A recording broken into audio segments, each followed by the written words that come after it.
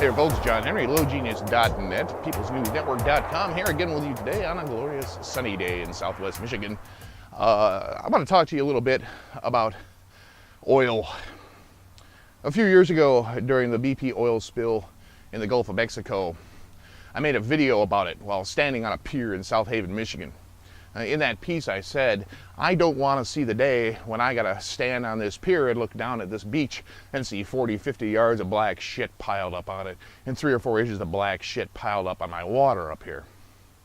Now that was on June 26th, 2010.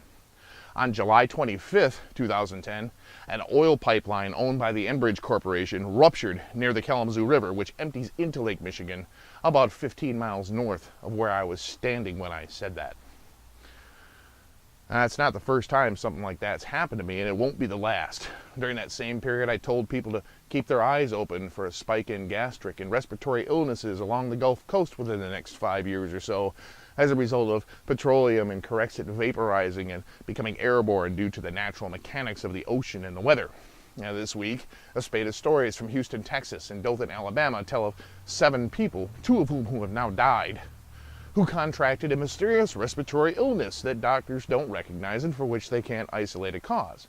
Now, obviously, it's premature to say outright that this is a fulfillment of my little prophecy, but it sure is an interesting coincidence, isn't it? I'm not psychic, folks. Hell, I can barely predict what I'm going to say myself in the next 10 minutes, and I'm reading from a script. But it doesn't take a psychic seer to see this stuff coming. One of the areas in which I've been active for many, many years is ecology and sustainability. We are killing ourselves on this planet, and most of that suicide is by petroleum.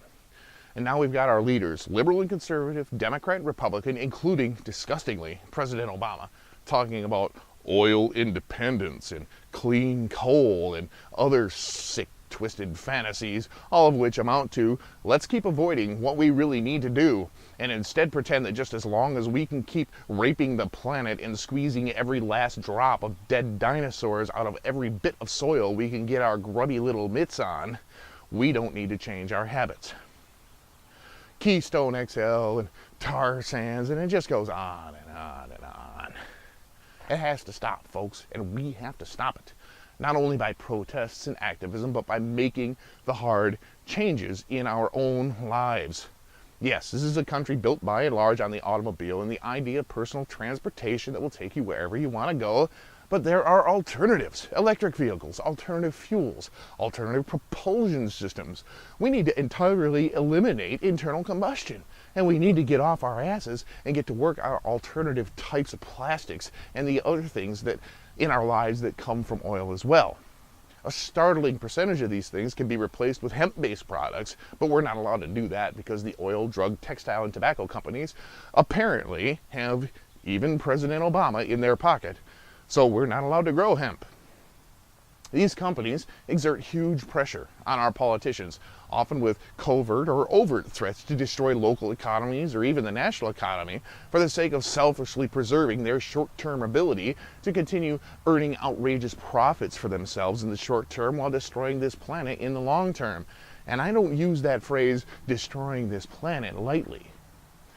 These companies who engage in this behavior are cheap bullies, holding our nation and our planet hostage for their own profit. Fuck them. For those companies who want to operate in that fashion, the only reasonable and responsible course of action is to boot their sorry asses entirely out of this country. I'm damn tired of being told that even while I personally work to avoid using petrochemicals whenever I can, I'm still trapped in doing so because the powers that be refuse to allow any alternatives. And may I say, as someone who has voted twice for President Obama and continues to hold out hope that by and large he will prove to be the man that I thought I was voting for, shame on you for caving to this crap. You damn well know better. And it's an absolute disgrace that you continue to hold out against legalizing both recreational cannabis and industrial hemp. Shame on you, sir. You and your administration have absolutely no excuse for this position at all, and your continued insistence on maintaining cannabis prohibition is an absolute unmitigated disgrace. Folks, it's up to us, you and me, not just pressuring our political leaders to spit the hook out of their mouths and stop sucking up the big corporations, but breaking our own addictions. I know it's hard. Sometimes it's impossible. Try building a computer that isn't made with plastic derived from petroleum. But we can't let that stop us from doing every possible thing we can. And now these assholes are pushing the Keystone XL pipeline with empty lies about jobs and more oil independence, even though all the oil from that pipeline is actually owned by a Canadian company and will be sold to China and other countries. And at best will create a couple of thousand temporary jobs in this country and maybe a couple of dozen permanent ones. We are through the looking glass here, folks. Not you and me, but this country, our leadership, Washington. They're completely lost their minds. And I'm sorry to say that appears to include President Obama on a number of issues related to energy. There is no such thing as clean coal. Oil independence and the continuing carrot-on-a-stick routine of chasing ever more costly and destructive petroleum sources is a sick, evil joke.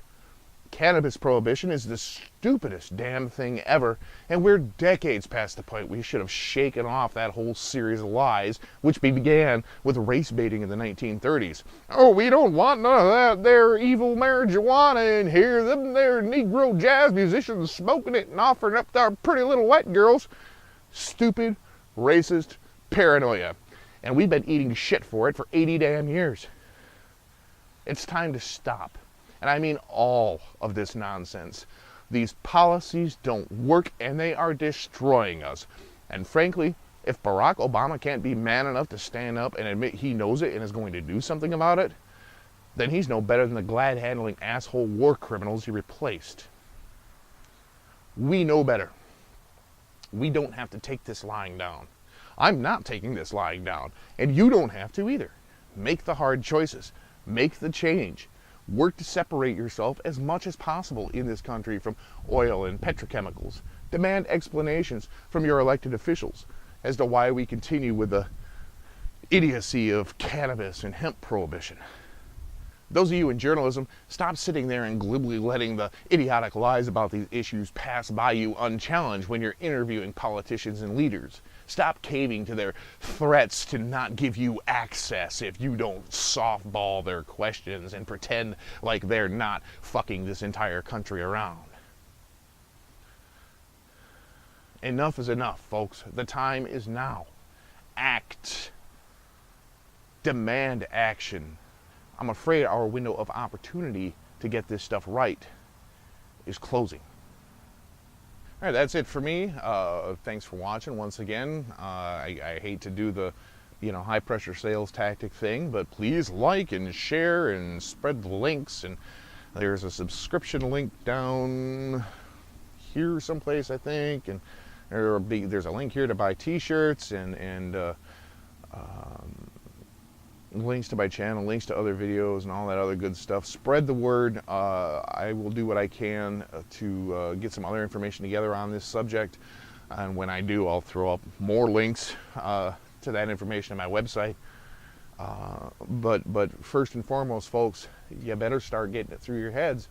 We've only got one planet, and even if we had more than one, the way we're treating this one won't work on the new one, okay? We got to take care of ourselves. We got to throw the yoke. We got to spit the hook of this nonsense that we've been fed, that this is the way we have to do things, because it's not the way we have to do things. We have the power to stop it, you and me, both through our own behavior and through pressure on our public officials. So let's get it done.